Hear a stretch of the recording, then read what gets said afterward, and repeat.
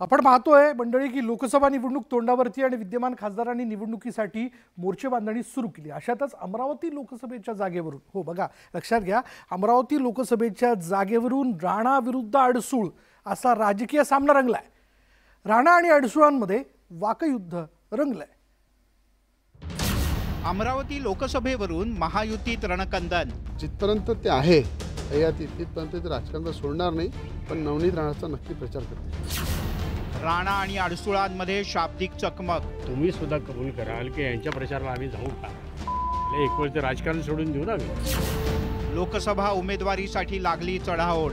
नवनीत राणा गोरगरिबांच्या कामासाठी राजकारणात आहे। कोण राजकारण सोडन कोण राजकारणात येईल हा विषय माझा सब्जेक्ट नाही। लोकसभा निवडणूक तोंडावर आली आहे। विद्यमान खासदारांनी निवडणुकीसाठी मोर्चे बांधणी सुरू केली आहे। एकीकडे महाविकास आघाडीत जागा वाटपावरून खल सुरू आहे, तर दुसरीकडे महायुतीत जागा वाटप रखडलंय। अशातच अमरावती लोकसभेच्या जागेवरून राणा विरुद्ध अडसूळ असा राजकीय सामना रंगलाय। लोकसभा निवडणुकीच्या पार्श्वभूमीवर अमरावतीचे शिवसेनेचे माजी खासदार आनंदराव अडसूळ आणि त्यांचे पुत्र माजी आमदार अभिजित अडसूळ हे राजकारणात सक्रिय झालेत। त्यांनी अमरावती जिल्ह्यात कार्यकर्त्यांच्या बैठकांचा धडाका लावलाय। यावर आमदार रवी राणा यांनी अडसूळ हे नवनीत राणा यांचा प्रचार करतील असं वक्तव्य केलं होतं आणि याच मुद्द्यावरून राजकीय वादाला तोंड फुटलंय। आनंदराव अडसूळ यांनी राणांना जोरदार टोला हाणलाय की हेच उलट आमच्या प्रचारासाठी दिसतील आणि उलट ते न आलेले बरे आमच्या प्रचारासाठी। तुम्ही सुद्धा कबूल कराल की यांच्या प्रचाराला आम्ही जाऊ का?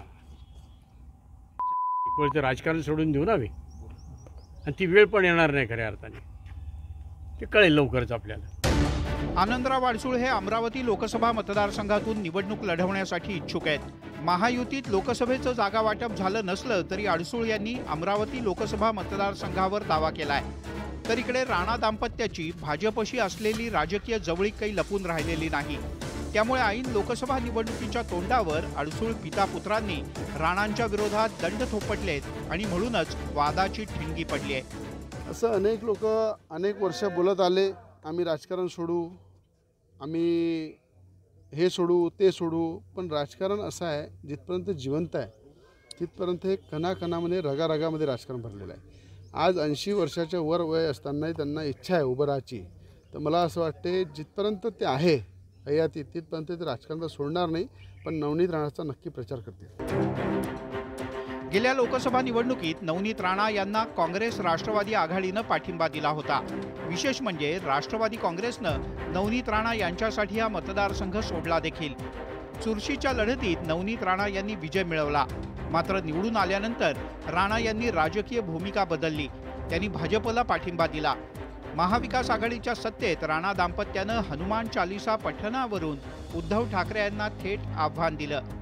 पण राज्यातील राजकीय समीकरणं बदलली आहेत। शिंदेंच्या नेतृत्वाखालच्या शिवसेनेनं अमरावती लोकसभेसाठी आग्रह धरलाय, तर नवनीत राणा यांनी लोकसभेसाठी जोरदार तयारी सुरू केली आहे। विशेष म्हणजे भाजप प्रदेशाध्यक्ष चंद्रशेखर बावनकुळे यांनी अमरावतीतून भाजपच्या चिन्हावर निवडणूक लढवली जाणार असल्याचं वक्तव्य केलं होतं।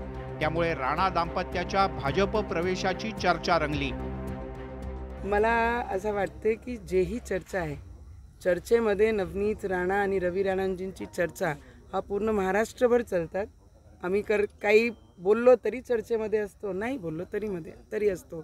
आणि जेव्हाही कोणताही निर्णय आम्ही केला आणि आम्ही NDA सोबत त्यांच्यासोबत आहेच, तर त्याच्यामध्ये काही नवल वाटण्यासारखं काहीच नाही आहे। लोकसभा निवडणुकीच्या तोंडावर राणा विरुद्ध अडसूळ असा राजकीय संघर्ष पेटलाय। त्यामुळे अमरावतीच्या जागेचा निर्णय करताना महायुतीच्या नेत्यांची कसोटी लागणार आहे। संजय शेंडे, न्यूज 18 लोकमत, अमरावती।